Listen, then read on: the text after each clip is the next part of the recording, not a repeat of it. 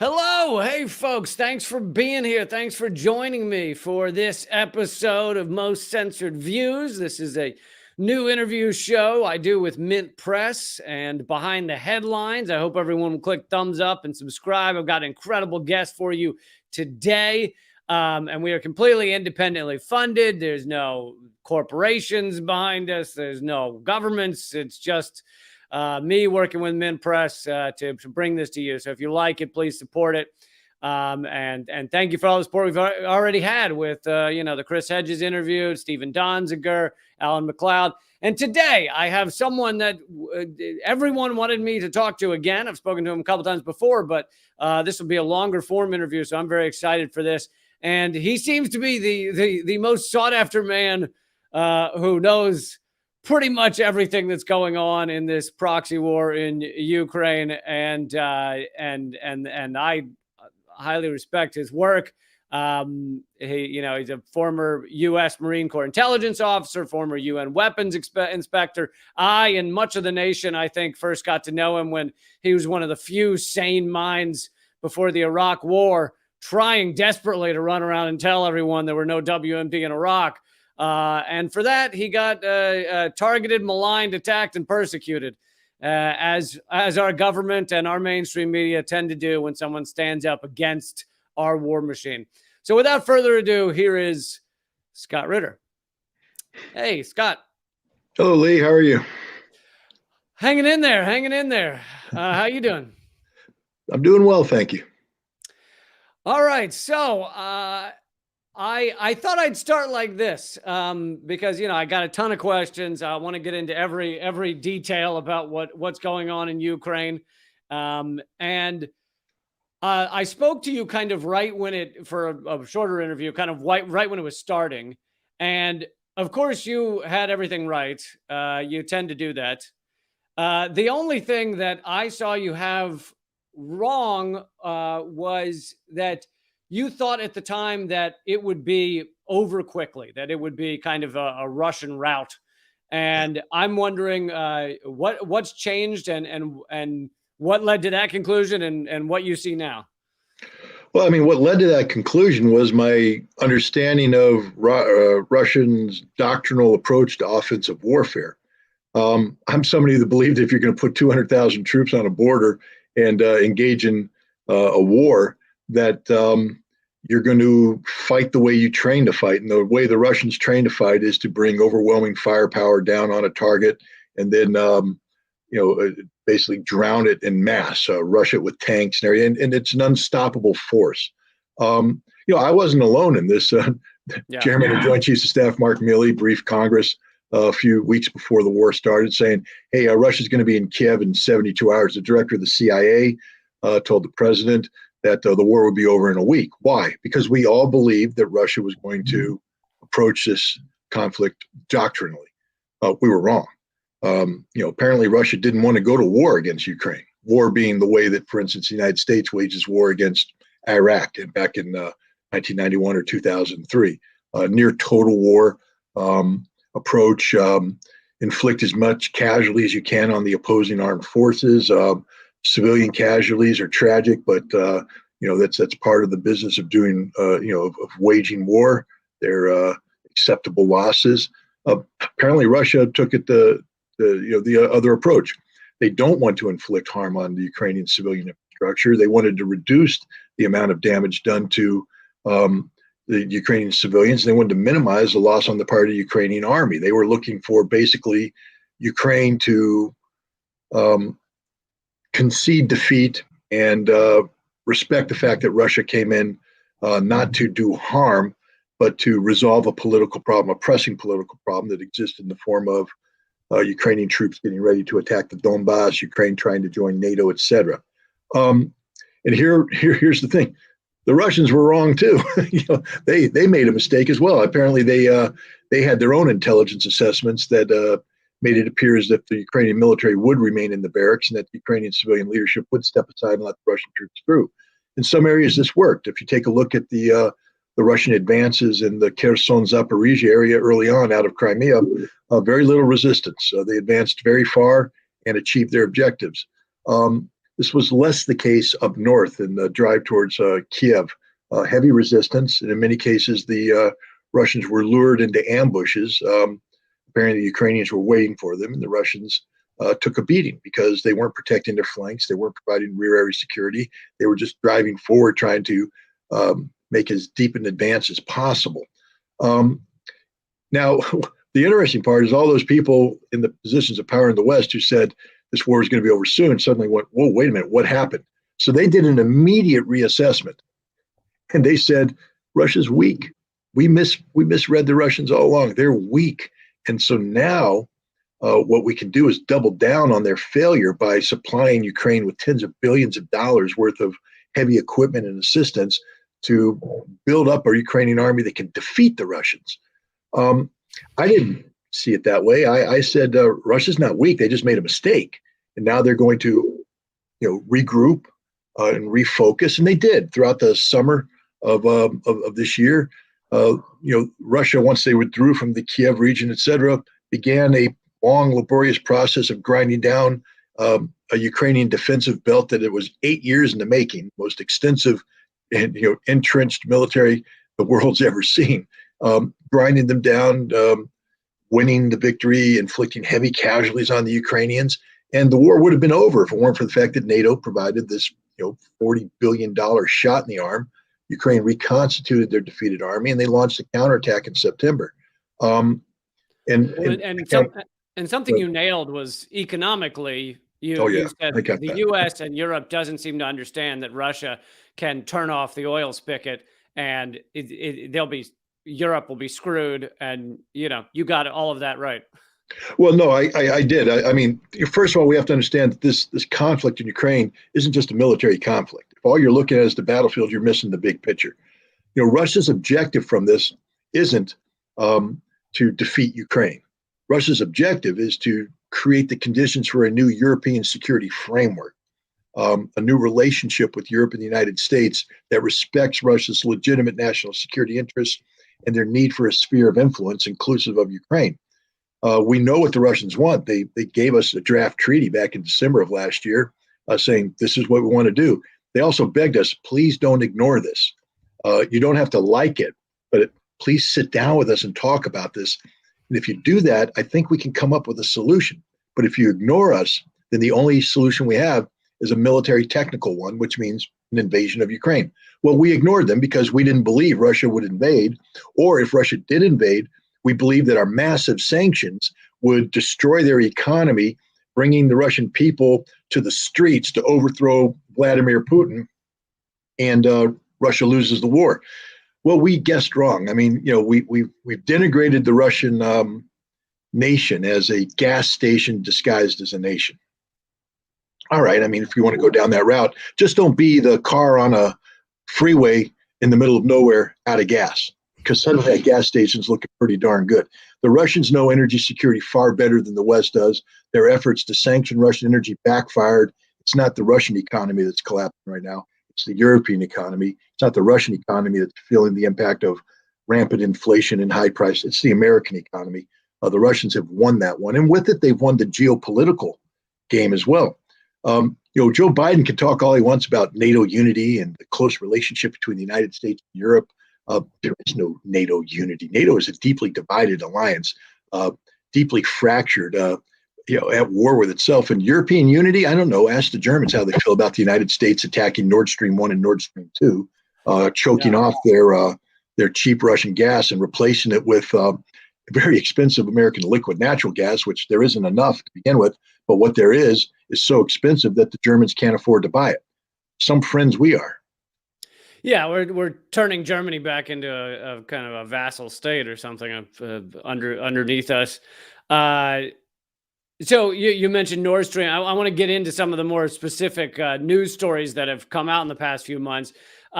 If you could tell people kind of the details of the explosions of Nord Stream 1 and 2, and how that was U.S. or U.S. facilitated strikes, and then also along with that, just 6 days ago, I think the missile that landed in Poland, where initially mainstream media and Ukraine was saying, "Oh, this is Russia attacking a NATO country," and now everyone's had to backtrack and say, oh, this was a Ukrainian missile? Well, let's start with Nord Stream. First of all, we need to understand that for decades now, the United States has been trying to prevent Europe and Germany in particular from buying cheap Russian gas. Now, I'm not an economist, so I'm not going to sit here and pretend that I'm one, but I'm a simple Marine and I do simple math. And I know that if the European economy has for decades, 4 or 5 decades now, bought Russian gas at a substantial discount over going market rates, that the savings that are accrued from that are enough to, for instance, fund a social safety net. Good health care, cheap education, nice vacations, high standard of living, because businesses can operate with a lower cost. You don't have to pay the premiums of keeping your businesses in operation. You have a low cost, all that savings goes somewhere. And after several decades, that's a lot of money. So the United States was basically telling Europe, we don't want you to do that. We want you to go the expensive route, which benefits us because we're selling you our expensive products. But Europe didn't do that. Europe made the right choice. But now with this conflict, Europe was asked to make a decision, to sanction Russian energy. It's something Germany has opposed. They've been, the Nord Stream 1 pipeline was built, I think, in 2012. And, the Germans were like, this is really helping us out. Our economy is doing quite well. It's one of the reasons why the German economy is one of the strongest in Europe, cheap Russian gas. And it was helping the Germans so much that they wanted a second pipeline, which was constructed, and the construction finished late last year, but was finally certified earlier this year. And these things cost billions of dollars to make. So it's a $12 billion investment into the Nord Stream 2 pipeline, $12 billion. A lot of money. But Germany was never able to turn on the gas because of pressure from the United States and the European Union. So the Nord Stream 2 pipeline was static. It was filled. Gas was ready to be flowing, but they never turned it on. Now, there are a lot of people in prison today in America who have been convicted on circumstantial cases, meaning they don't have any direct evidence of a crime being committed, but the prosecution has put a circumstantial case. I'm telling you right now that I could convict the United States government of the crime of destroying the Nord Stream 1 and Nord Stream 2 pipeline just on circumstantial evidence alone, because there is direct evidence, but we're not allowed to see it. The Swedes went in and cleaned up the crime scene, and the Germans went in and cleaned it up even further. Not too much, because the Russians went in and actually got some evidence of wrongdoing, but they're holding on to it for the moment. But let's just start. The 3 elements you'd want to prove in a circumstantial case. One is intent. That's very important. Prosecution has to prove intent. You have the intent to commit a crime. Well, it just so happens we have a confession from the commander-in-chief, Joe Biden, on February 7th this year, when asked if what's the future of Nord Stream 2. He said, if Russian tanks go into Ukraine, Nord Stream 2 will be no more. They go, what do you mean? It's a German pipeline. You could do. It'll end. I'm telling you. Take it to the. He goes. We have ways. We have ways. I mean, okay, Joe, thanks. That's a confession. Literally, play that in any court, and the jury's going, yep. But the other thing you have to prove is, motive. Cui bono. Who benefits from this? Enter Anthony Blinken, Secretary of State. Instead of calling up the Germans and saying, oh my gosh, what a horrible thing. I mean, you lost a $12 billion piece of strategic infrastructure that's going to screw you for decades. I'm sorry, man. Hey, America's going to step in. We're going to discount our liquid natural gas so you're paying the same rate. It won't impact your economy, because that's what friends do. Nope. He's literally wringing his hands saying, this is a great opportunity, great opportunity to get rid of Russian gas and bring in American gas. And we're not going to provide a discount. We're going to sit there and let the market do what the market does, which means Germany's paying 10 times, 20 times more than what they would pay for the Russian gas. Who benefits? America benefits. And the last one, of course, is the means. And we know that the United States and NATO carried out a major military exercise right over the same spot where the explosions took place, where they tested unmanned underwater vehicle technology. This is the drones underwater with explosives. Wow, let me see. Oh, the same drones that were discovered in 2015 by the Swedes underneath the Nord Stream 1 pipeline with a warhead ready to blow up. The Swedes found it, and NATO went, oh, we lost that. We didn't know where it went. Thanks for finding our weapon. Take it back. But it appears that the damage done to the pipeline, craters that are very deep, man-made, were done by compatible with the damage that would be done by these drones, these demining drones. So with those three things right off the bat, I can convict the United States. Now, I don't have the murder weapon because the crime scene was cleaned. Right. But we don't need the murder weapon. We just need to know, who had the intent to do this, stated intent, not implied intent, who benefits, not implied benefit, stated benefit, and who had the weapon. The murder weapon was in the hands of the United States. They had it. They tested it right there at the crime scene.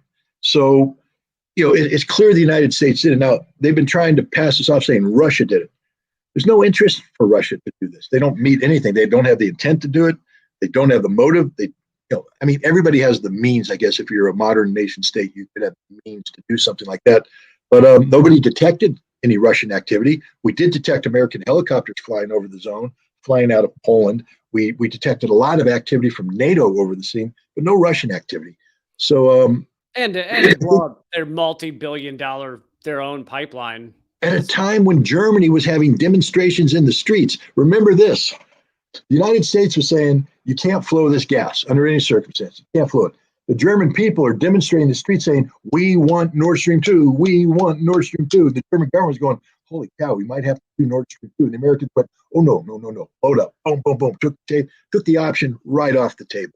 Now Germany's sitting there going, well, we can't give you Nord Stream 2 because it doesn't exist anymore. I'm sorry you blew up.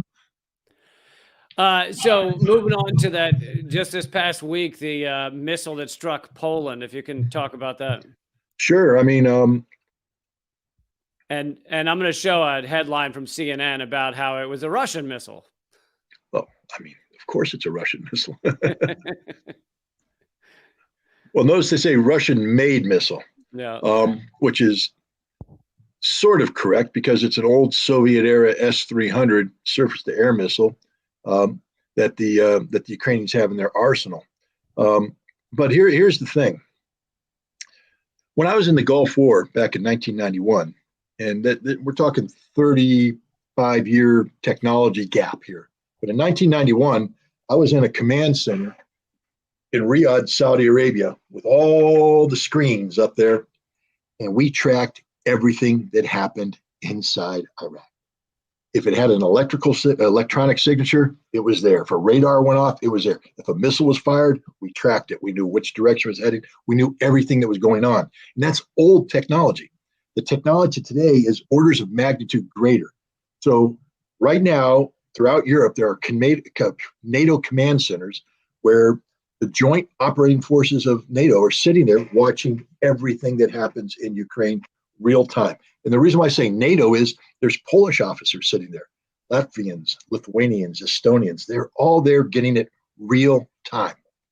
So when that missile was fired from inside Ukraine, they knew the moment it was launched, which unit launched it. They know it. They know it. It fires and the screen's going to give you the unit ID number, might even give you the missile number. And they know that it was heading towards Poland. They tracked it all the way to Poland, and they saw it impact. So the moment it impacted, they knew what kind of missile it was, what the whole trajectory was, who fired it. They also knew that that's a radar-guided missile. So somewhere around there, they detected a radar queuing up, orienting, and pointing towards Poland, because the beam has to point towards Poland for the missile to fly to Poland. It doesn't get there by itself. And everybody in the command post went, oh, interesting. Beam, missile, Ukraine, Poland. Wow, Ukraine just attacked Poland.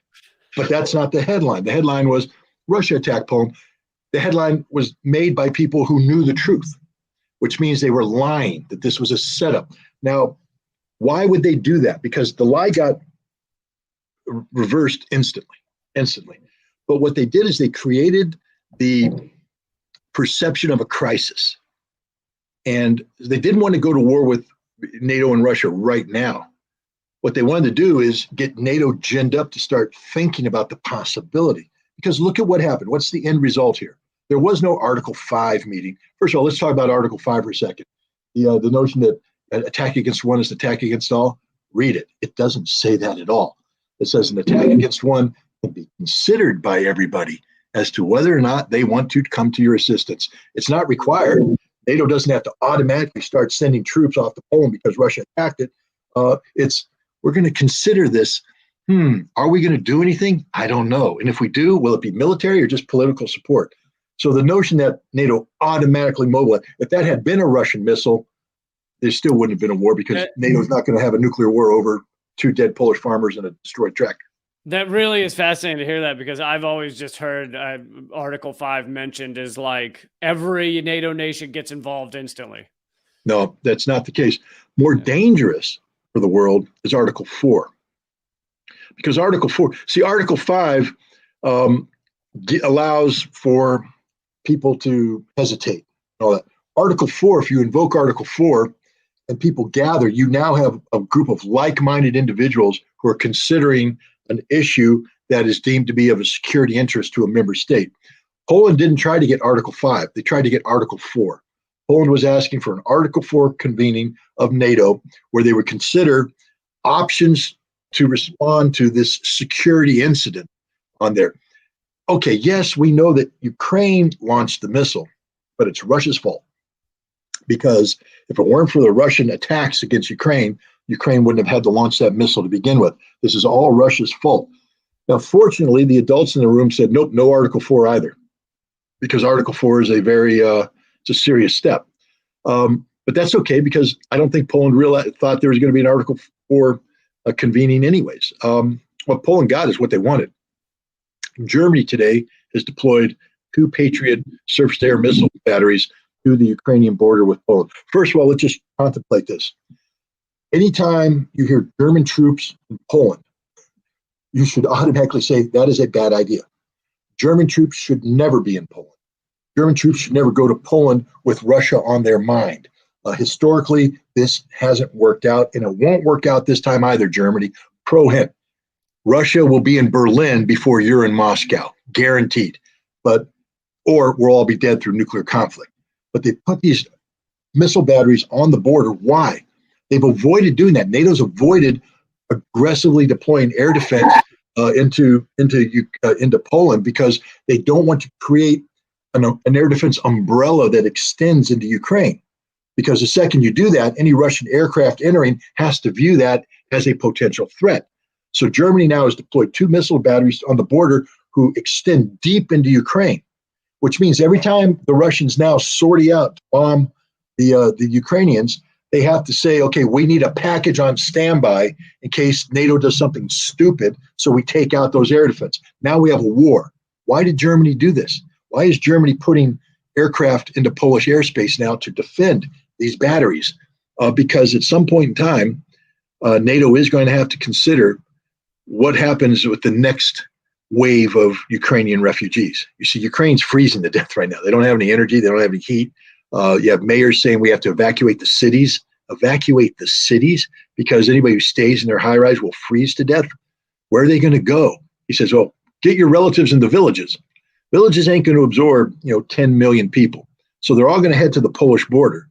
And Poles are going to say, you're not welcome here because Poland can't absorb anymore. Europe doesn't want anymore, which means now you have tens of millions of people on the border, and they're going to have a humanitarian disaster. They need food, shelter, they need medical care, sanitation, etc.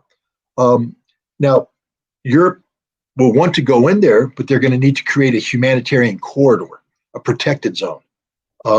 And if you do that, you're going to need a no-fly zone over it to protect those people. So now you've basically de facto created a NATO presence on Ukrainian soil.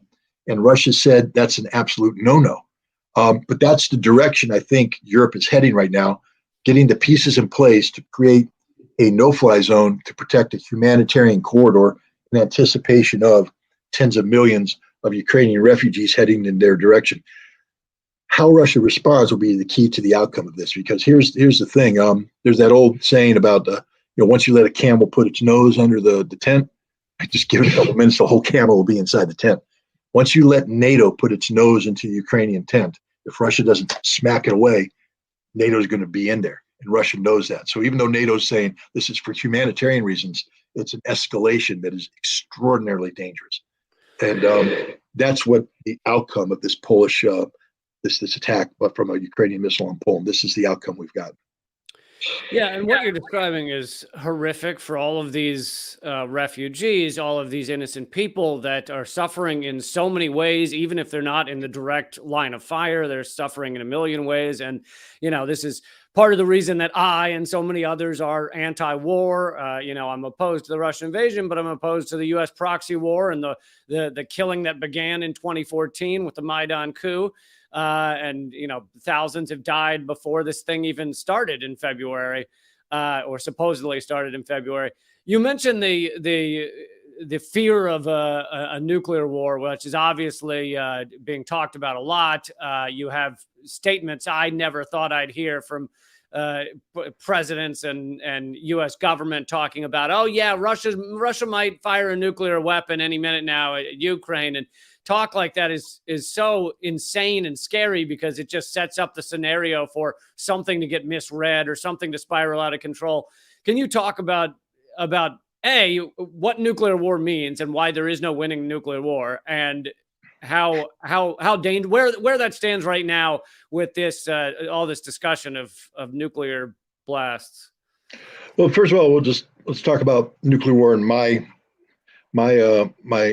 exposure to it. I'm old enough to have been in the U.S. military when we had tactical nuclear weapons, and I had the honor and privilege of serving in the Marine Corps Field Artillery Unit that was nuclear capable.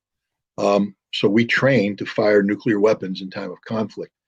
In 1986, we did a big command post exercise, and I remember it was in Iran. So we went to Iran because the Russians had invaded. They're coming down to seize the ports, as Russians are wont to do.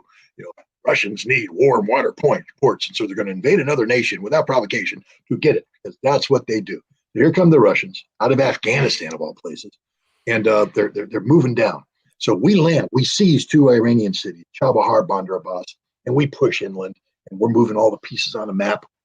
And we come up, and of course, Marines kick ass. First time we meet the Russians, boom, wipe them out. But then more Russians come, and we get overrun. So in comes my artillery unit, and we go, nuke them.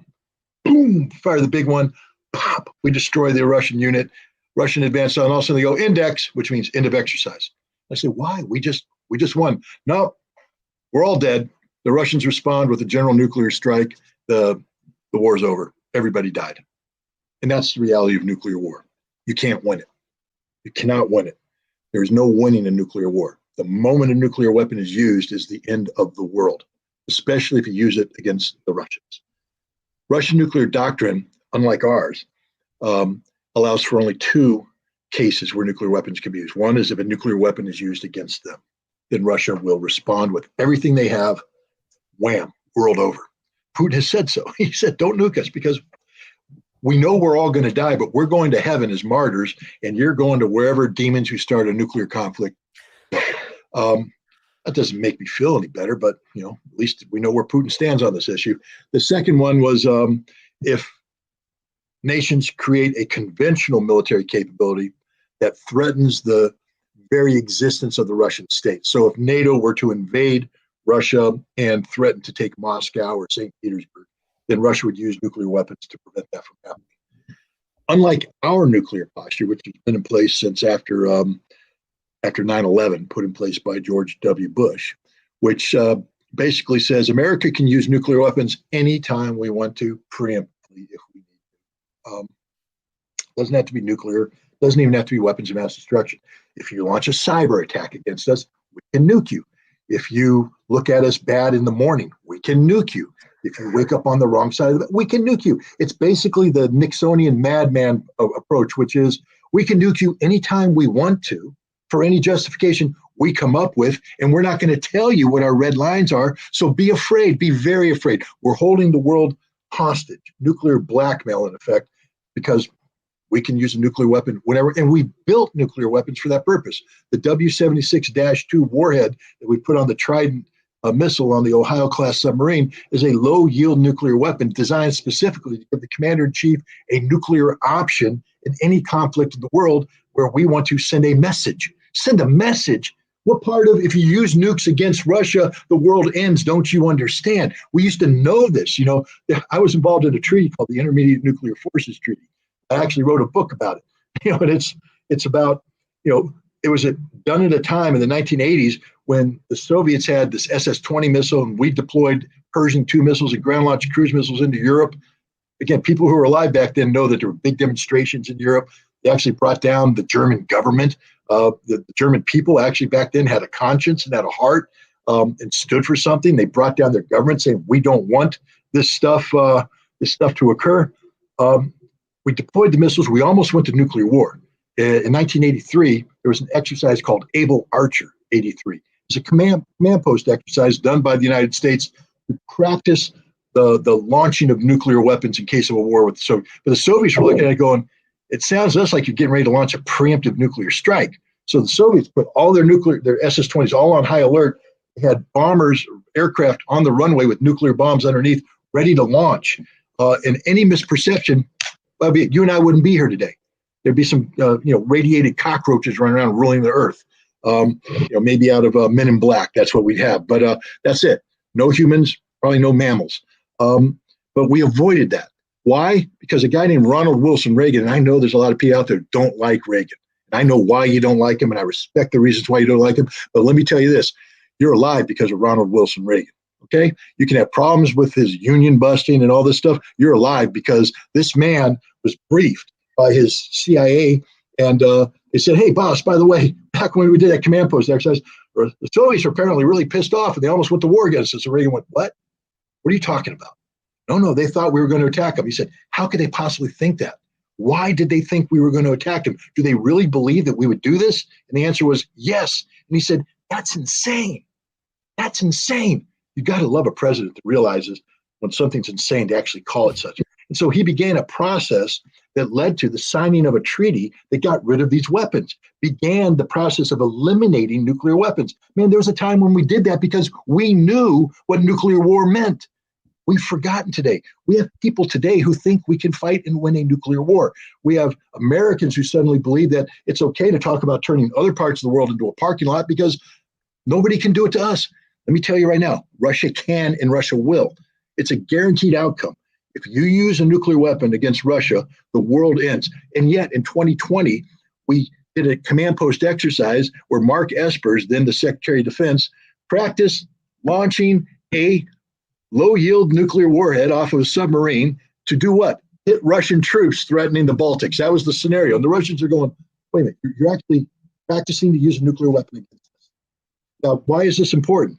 Because earlier this year, there was this nuclear scare. Because remember I told you how they misperceived the Russian mistakes early on as weakness? And so, of course, now that Russia's weak, the only way Russia could win this war is nuclear weapons. No, they're going to win it with 10 to 15 divisions that are coming in next month. But that's a different story. They have to use nukes. Well, Russia's like, it's doctrinally, we don't do that. We're never going to nuke Ukraine to begin with. Why would we nuke Ukraine? We'll nuke you. I mean, don't talk about us nuking Kiev. We're going to nuke London, Paris, Berlin. That's where we're going to nuke. But we're not going to do that unless you use a nuclear weapon against us. So Zelensky comes out and says, I need NATO to launch a preemptive nuclear strike against Russia to prevent them from using a nuclear weapon against us, which Russia was never going to use to begin with. And NATO went, we're not going to do that.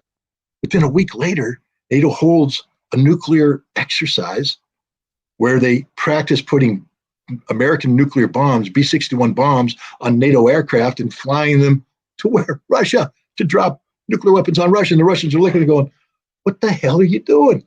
Are you stupid? And well, the answer is yes, we are stupid. Why would we practice waging nuclear war at a time when tensions are so high after our Ukrainian ally begged us to launch a preemptive nuclear strike against Russia? We are literally the dumbest people on the planet. And yet, where is the modern version of Ronald Reagan saying, that's insane? Because it is insane. It's literally insane. Only an insane person would do what we did. But no, we got Joe Biden doing whatever Joe Biden does. But, he's not. My wife has banned me from doing Joe Biden invitations, so I can't do it. But, it wouldn't be good. But that's it. That's where we are. We're in a very dangerous. Fortunately, we have a guy named William Burns. He's the director of the CIA right now, but he used to be one of our senior diplomats. He was picked to be director of the CIA, not because of his intelligence skill. He was never an intelligence officer, but because he's the master of what we call the back channel. The back channel got us out of the Cuban Missile Crisis. The back channel being the unofficial lines of communication between an American president and his Soviet counterpart, that where they could have a free conversation without bureaucrats getting in the way. Yep. William Burns is the master of the back. He even wrote a book called The Back Channel. And so he's the director of the CIA now, doing a back channel with Russia. And it's not about negotiating a settlement in Ukraine. The Russians aren't going to negotiate a settlement in Ukraine. They're just going to win the war. But what they are negotiating is preventing this from escalating into a nuclear crisis. And the vehicle to do that is disarmament. And so William Burns is talking to them right now about how not only to revive the New START Treaty, Strategic Arms Reduction Treaty, which, by the way, isn't happening right now. Why? Because we sanctioned Russian aircraft and we don't allow their inspectors to fly to the United States to carry out their inspections. But then we say, but you got to take our inspectors. And the Russians were, no, if we can't inspect, you can't inspect. So there's no inspections right now. So confidence is dropping. Plus, do as we say, not as we do. That's an American slogan, definitely. What's that? Do as we say, not as we do. Yeah, absolutely. Well, because we're arrogant, and we actually, I don't know. Did somebody believe the Russians say, yeah, that's a good plan. We just won't inspect you, but you can inspect us. So they're negotiating right now how to get the inspections back on track, to breathe confidence back into this treaty, which is going to expire in 2026. Now, it has the ability to be automatically renewed for 5 years, but to do that, the Russians have to have trust that the United States is going to faithfully execute the treaty properly. But the United States is in open violation of the treaty, not just about the inspectors, but about how we designate B-52 bombers, what we're doing about missile launch tubes. We just lie. We are literally the INF treaty. We withdrew from it in 2019. We blamed the Russians. We said, you're cheating. The Russians are going, we're not cheating. We said, no, it's this missile. You're cheating. The Russians went, hey, here's the missile. We've laid it out here. Come in, inspect it, look at it. You can see we're not cheating. We went, no, we're not going to come in and inspect it. We're just going to say you're cheating, and we're withdrawing from the treaty. Meanwhile, the Russians were saying, you guys are cheating. You're deploying a launch system onto the shore. It was on a ship. And on the ship, it could launch both surface-to-air missiles and cruise missiles. But a ship-launched cruise missile is permitted under the INF Treaty. A ground-launched cruise missile is not. We deployed the same launch system onto the ground in Poland and Romania, and we said only surface-to-air missiles are fine. Don't worry. And the Russians are going, yeah, but you can launch a cruise missile from that, which means the system is in violation of the INF Treaty. We said, no. We would never do that, never do that. We withdrew from the INF Treaty. Less than a month afterwards, we tested a ground-launched cruise missile using that same system, which means we've been preparing for it all along. We're liars. We're cheaters. We can't be trusted. And yet, if the world's going to be saved, Russia has to find a way to trust us enough to enter into these arms control treaties that hopefully will reenact what Ronald Reagan did back in 1987-88, save the world from nuclear annihilation. William Burns, learn his name and pray he succeeds, because if he does succeed, we can get back on this diplomatic path out of the disaster that's building up right now in Europe. Yeah, I mean, you and I absolutely agree that it all comes down to diplomacy. I always love this, oh my God, if you speak to this other world leader, then it means you are instantly corrupted. Like, Donald Trump, despite the fact that I hate him as much as I hate Joe Biden, but when he's speaking to Kim Jong-un, they're like, oh my God, that makes him instantly corrupted. It's like, no, if we're going to avoid nuclear war, if we're going to avoid endless death, all of these world leaders should be talking a lot. Like, well, the thing about Trump, this naughty word. He was this close. I mean, a lot of people, again, I'm with you on Donald Trump. It's like, I'm not happy, but okay, he's the president, and he's inherited a North Korean policy package that says no direct negotiations with the North Koreans. And he's looking at it saying, but where has that gotten us? You're telling me that the number one threat, that we might have to go to war, and that war might be nuclear. And the one thing you can say about Donald Trump is he's a businessman. I'm not going to sit here and say he's the best businessman in the world, but he's a businessman who knows one basic truth. You ain't going to make money if there's a nuclear war. If there's a nuclear war, you're not making money. And for Donald Trump, that's not a good thing. So he's like, we need to change it up. Why don't we talk to the guy? Oh, God, no, you can't talk to him. No, that's a sign of weakness. He's like, no, maybe it's good business acumen. Let me go talk to the guy. So he did. He opened a line of communication. The second meeting in Hanoi, Kim Jong-un actually believed Donald Trump when Donald Trump said, I'm serious about this. Kim Jong-un went, everybody's like, Kim Jong-un's a brutal dictator. He does whatever he wants. No, he's a communist leader. And there's a thing called the Communist Party of North Korea that will hang him out to dry if he does anything that hurts North Korea. So Kim Jong-un goes and meets with the North Korean Communist High Command. And he says, Trump's serious about disarmament. We need to do something. They're all like, no, boss, we don't want to do that. That's very bad. We don't want to give this up because you can't trust the Americans. We're going to give this up and they're going to screw us like they screwed the Iranians. Can't do it. Kim Jong-un, no, I think this guy's good. So they gave him what he wanted. He came in with a real package. One of the reasons why those documents in Mar-a-Lago that were seized by the FBI are so classified, because they contain information that the U.S. government, not Trump, the U.S. government doesn't want the American people to know how close we actually came to denuclearizing the Korean Peninsula. The North Koreans were willing to put it all on the table. They had it right there in writing. And Donald Trump was going to do it. All he had to do is agree to lift sanctions. But Mike Pompeo, John Bolton came in, stabbed Trump in the back, undermined the whole thing, and that was it. Trump tried to revive it when he met with Kim Jong-un at the DMZ, but by then it was too late. He had an election coming up. Well, what did the North Koreans do? They expressed their disappointment, but they left the door open for Joe Biden. They said, hey, Trump disappointed us, but come on, we can still get this thing done, because we believe that our future isn't nuclear weapons. Our future is economic engagement with the world. Our people need this economic engagement. We want to do this economic engagement, and we're willing to give up our nuclear capability for that. Biden ignored them. And finally, the North Koreans just recently said, all right, the hell with you then. We have a viable nuclear deterrent. We're going to use it. Now, if you attack us, we nuke everything. Oh, and by the way, when I say everything, I mean you too, America. It's like Al Pacino in Scarface. Meet my little friend. It's called the biggest missile in North Korea, and it can hit anywhere in America. And they just fired one the other day. And they fired it and said, we got you. We own you. That thing has a nuclear warhead. You can't shoot it down. And an American city goes, bye-bye. Wow. Are we safer today, America? Are we safer because the establishment said you can't talk to North Korea? Can't do it. It's a bad precedent. You know what's a bad precedent? Creating the potential for a nuclear conflict. That's a bad precedent. American people have to get their head out of the sand. Nuclear war is real, guys, and we're not going to win it. We're not going to win it. Yeah, and I also like to remind people who sometimes act like Trump was just across the board anti-war. That's not true at all. Trump, tens of thousands of bombs were dropped under Trump. By assassinating Soleimani, he put us on the brink of nuclear war as well. He's not perfect. He's not perfect at all. Yeah, I'm agreeing with you. He did some things right for his own reasons, but he's not a peacenik or anything. But anyway, businessman. Businessman. Yeah.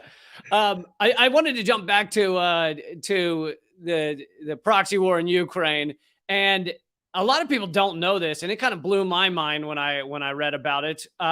Sheer Post and many others covered it, not the mainstream media, that there was actually a peace deal, basically ready to be signed between Zelensky and Putin in April, and then Boris Johnson, as a representative of the U.S., basically went running there and basically said to Zelensky, end the peace talks. If you sign this thing, all your Western allies are pulling out and you'll be left in this alone. Again, the final history will hopefully be written on this conflict, and it will be an accurate one. Right now, it's still very murky what happened around Kiev with Russian troops. Were they trying to take Kiev? Were there just a demonstration? Were they trying to intimidate the government? Were they defeated? They had this 60-mile-long convoy that was there ready to move on Kiev, and everybody agreed there was nothing the Ukrainians could do to stop it. Then the convoy disappeared and the troops went away. And the Russians say this was a good faith gesture on our part, that we were serious about peace, so we withdrew all our troops from around Kiev and in northern Ukraine in anticipation of a meeting on April 1st in Istanbul, where, from all accounts, there was a genuine peace agreement on the table.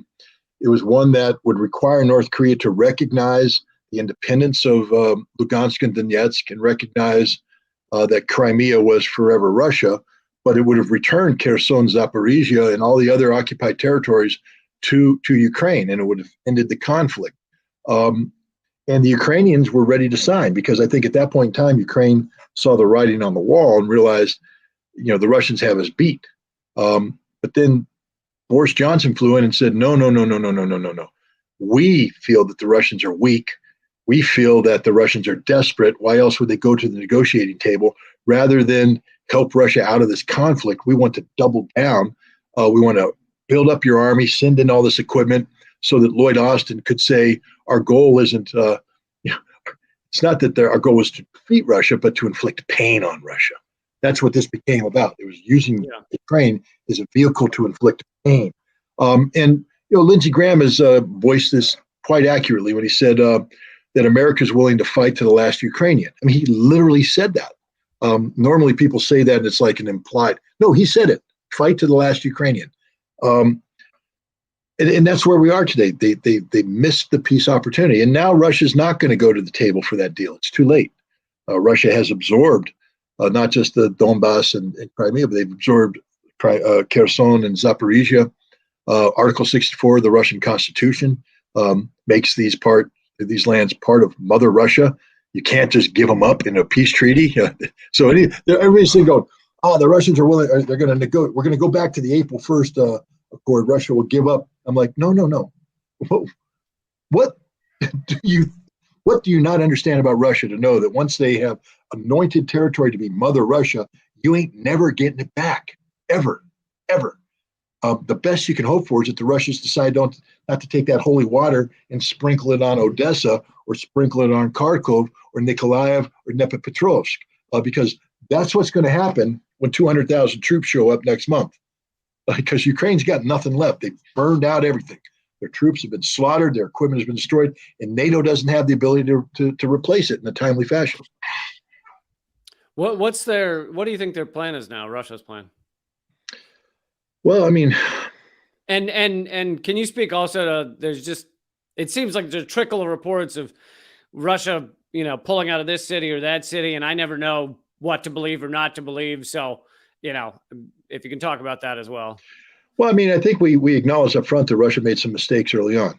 Yeah, and one of the mistakes is a planning mistake.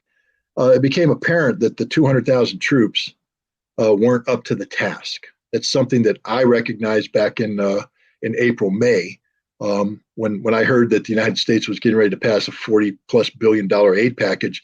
I said that this was a game changer. That basically, by reconstituting the Ukrainian army using this NATO equipment, they were creating a new paradigm, and Russia didn't have sufficient forces to deal with this paradigm. But Russia didn't mobilize back then. They stayed with the same number of troops.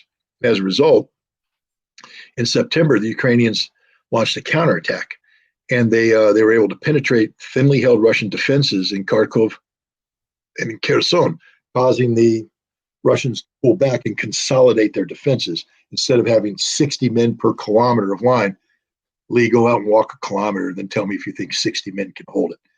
I'm telling you, as a Marine, they can't. So they brought it in now, and they have more like 200 to 300 guys per kilometer, which is more reasonable. Plus, they have a defense in depth, so even if the Ukrainians penetrate, they can defend properly. In Kherson, they went through a little bit, but what happened with Kherson is there's the Dnieper River down there, and the Ukrainians used this American-provided HIMARS and M777 artillery to destroy bridges and make it difficult for the Russians to resupply these forces. But everybody's like, well, the Ukrainians are driving them back. Really, look at the casualties just for the Kherson in the month of October. 12,000 Ukrainian casualties, 12,000, 1,500 Russian casualties. That's an exchange rate Russia will live with every day of the week. But what Russia didn't want to do is keep this fight up and lose another 3,000 to 5,000 troops, because it was going to become more difficult to maintain the advantages they had if you couldn't resupply the artillery and the troops. So Russia said, rather than hold on to territory at this huge cost of life, let's withdraw across the river. They brought as many civilians as wanted to come. There was around 220,000 civilians there. Russia brought out about 170,000 of them, brought them out. They've resettled them. The military has dug in, consolidated defenses, and that's where they're at right now. Dug in and consolidated while they await for the troops that they mobilized in September. They're finishing up their training now, and they're going to be arriving starting next month, about 220,000 organized into 10 to 15 divisions. That's a big mailed fist that's coming in, and it's a game changer. Ukraine's got nothing to respond to it. They burned through all of all the army that we built up, we being NATO, built up over the summer, has been burned through. Their burn rate is atrocious. Like I said, not just the 12,000 at Kherson. They lost 20,000 prior to that, and they lost another 20 to 30,000 in the north in Kharkiv. That's 62,000. We trained maybe 80,000. So the 80,000 that were trained over the course of the summer in two waves, the Ukrainians have burned through 62,000, including much of the equipment. And NATO's telling them right now, we don't have anything left to give you. We've got nothing left to give you. They're going to train another 12,000 troops, but I don't know. Marine math, man. I'm just trying to figure out how 12,000 equals 80,000 and how 80,000 can stand up to 220,000. We got 220,000 Russians coming in, well-equipped, well-trained, fully supported, moving in on the battlefield, and Ukraine's got nothing, literally nothing. And this is problematic. I mean, right now, everybody can sit there and say, oh, the Ukrainians kicked butt. They took Kharkov, they took Kherson. But they did so. It's a Pyrrhic victory. The Russians withdrew because they weren't willing to sacrifice lives needlessly. They withdrew because they were preserving their most precious resource, which is their manpower. And they withdrew until which time they accrue the advantages that they're going to gain when these reinforcements come in. And here's the other thing. Anybody who's hoping for a diplomatic outcome right now, that ship has sailed. Russia didn't mobilize just to give away all those advantages. Russia didn't suffer the losses it suffered just to give away all those, give away the advantages they're accruing. Russia will, unfortunately, for people who believe in peace like you and I, Russia is probably going to go on a major offensive, and they're going to redefine the reality in Ukraine. And only at that point in time will they be open to meaningful negotiations. And here's the question: what does redefine the reality mean? Putin, every year he does this thing called the Valdai Conference, and I strongly recommend people to go in and look at his previous speeches and look at the one especially he gave this year. He's literally, if not the smartest, one of the smartest leaders in the world today. The man is articulate. He's knowledgeable. He gave about an hour-long address. But the best part isn't his address, because that's always prepared for comments. Anybody can give a prepared speech. Not for an hour. Joe Biden had trouble going past 15 minutes. But anybody can give a prepared speech. But then he did 4 hours of question and answer. And he's articulate. He's on target. He's sharp. He's humorous. He doesn't tire. And one of the questions was from a Hungarian journalist who said, hey, I like Odessa. I want to visit it. When would be a good time for me to visit? And Putin said, sooner rather than later, meaning something's getting ready to happen in Odessa. But then he answered in a way, he uses Russian colloquialisms a lot, but he answered in a way that basically said that Odessa is the key. Odessa can either be the key to a peaceful outcome for this conflict, or Odessa will be the key for a more violent Russian solution.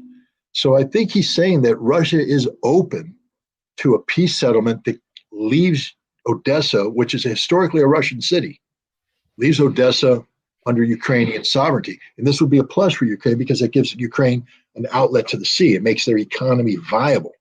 But if Ukraine doesn't take advantage of this and continues the fight, Russia will take Odessa, will make Odessa part of Mother Russia, and then Article 64 of the Russian Constitution kicks in, and the Ukrainians will never, ever, ever get it back. So we're at one of those important tipping points in history, and a lot is on Zelensky's shoulders. And unfortunately, he's showing himself not to be up to the task of the leadership that's required at this point in time. Yeah, I mean, he's just come off as a puppet of Western interest. It just seems at every stage. By the way, I just wanted to pause real quick and say we've got about 3,000 people watching live. Please remember to click subscribe and to join up so you can watch the upcoming interviews as well. But I wanted to you spoke of the kind of larger picture. I wanted to see if you had any thoughts on the larger picture kind of globally. The US, is involved in this proxy war because we are fear correctly that we're losing the US empire, our hegemony, and Russia was aligning closely with Europe and is obviously aligning with China. But if you look at the numbers, I've seen reporting that over 80% of the actual population of the world is not supporting the U.S. proxy war in Ukraine. They're not necessarily supporting Russia, but they're either supporting Russia or not, or neutral, meaning they're not falling in line behind the U.S., which says a lot about U.S. power around the globe. Well, I mean, one of the more interesting documents to read right now is the National Security Strategy of the United States, which the Biden administration published last month. It's almost like it's a comedy. A pathetic comedy, because he literally writes that American democracy is that vehicle which will save the world, that the world recognizes the value of American leadership because American leadership springs forth from American democracy, and the world wants American democracy. And I'm looking at going, have you taken a look at the state of American democracy recently? Yeah. This ain't the bright shining city on the hill. I mean, I love my country. I love my country enough to know that we have to fix a lot of problems before we go parading out in public saying, look at us, emulate us. Right now, we're sort of a heroin addict living in a ghetto. Nobody wants to see us. Nobody wants to be part of us. But we're out there selling ourselves in this fashion. And then we turn around and say our opponents are the evil autocrats, and that's the Russians and the Chinese.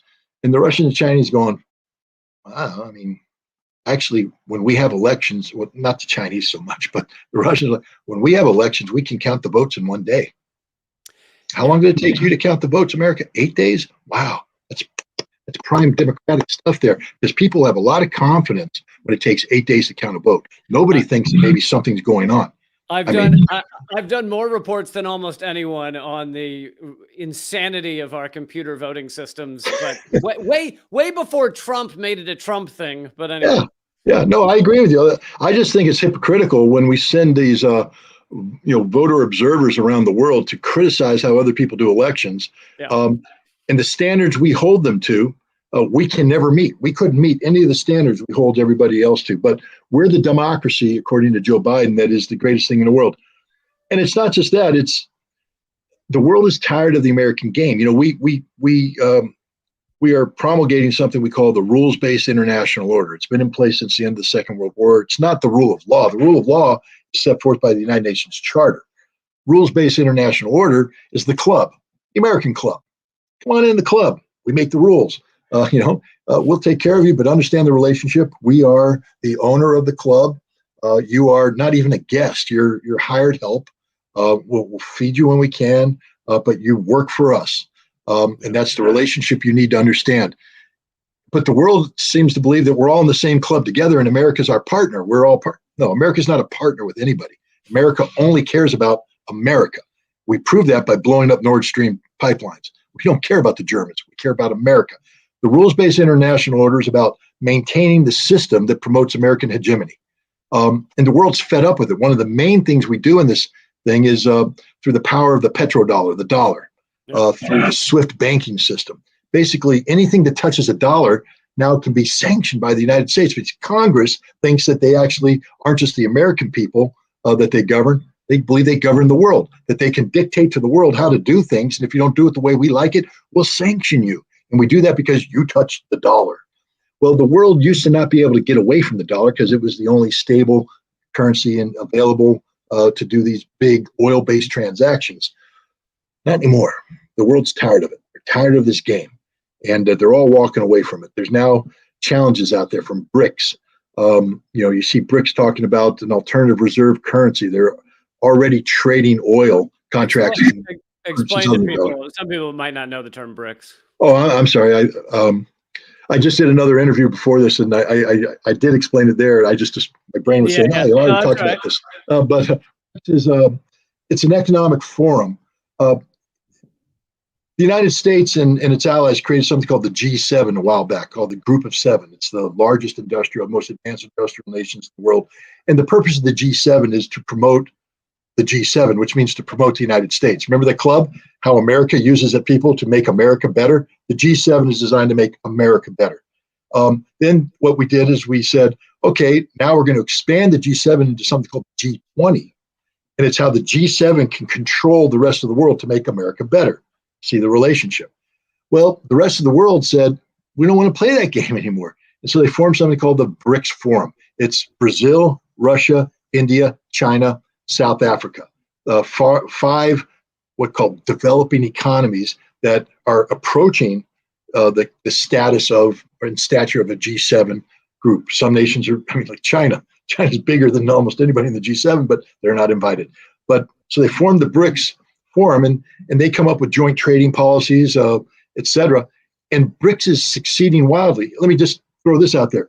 If you take the G20, group of 20, and you subtract the G7, you got 13 nations left.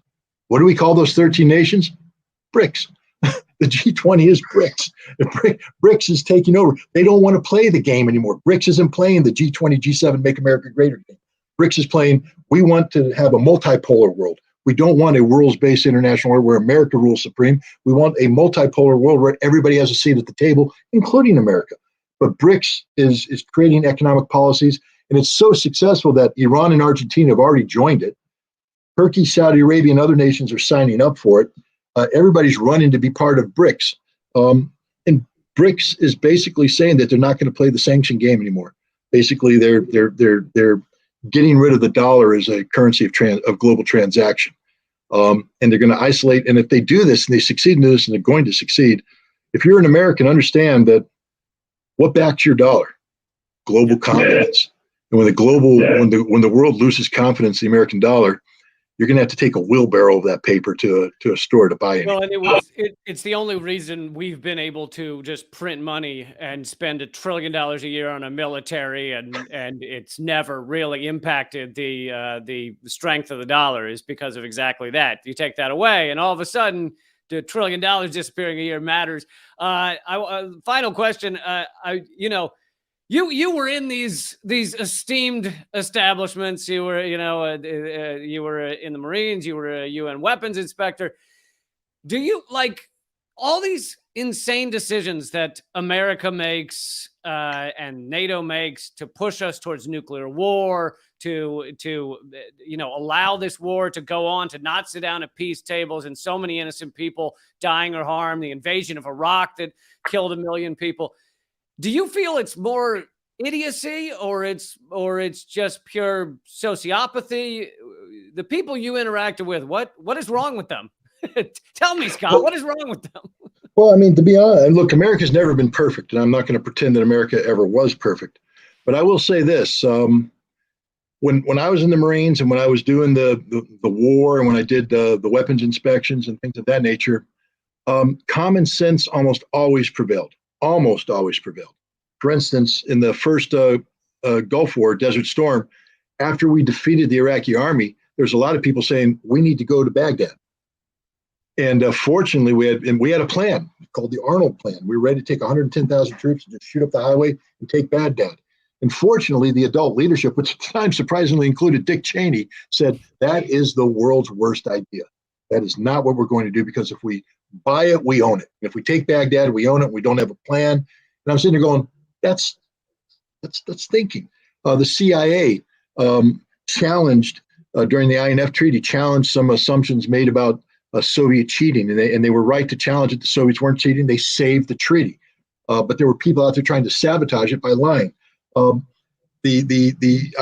WMD thing, there were people that believed that we were going to disarm Iraq and then lift sanctions. But then something happened. See, the Cold War ended. When the Cold War ended, the rational thinkers went away, because rational thinking only comes when there's consequences to your actions. I mean, when you have to sit there and go, if I do this, the causal effect analysis is something bad's going to happen. Maybe I don't want to do this. But then the Cold War ended and Russia stopped being the Soviet Union and it became Russia, and we were trying to suppress it for a decade. There were no longer consequences. And as a result, we just started doing anything we wanted to do. And that's where we are today. We are literally spoiled, rotten brats, children in a candy store, just doing whatever we want because mom's not there to watch us anymore. We're just doing anything we want. But the problem is the store owner's coming back and he's looking at the mess saying, I'm not going to play this game anymore. That's what BRICS and the rest of it is. But America right now has lived a consequence-free existence for so long where we assassinated an Iranian government official for no reason. For no reason. Yeah. We acted as if we had a right to do this. We didn't have a right to do it. It was the most wrong thing possible, but there were no real consequences. The day of a consequence-free, world where the America could do everything is over, and Russia's proving that.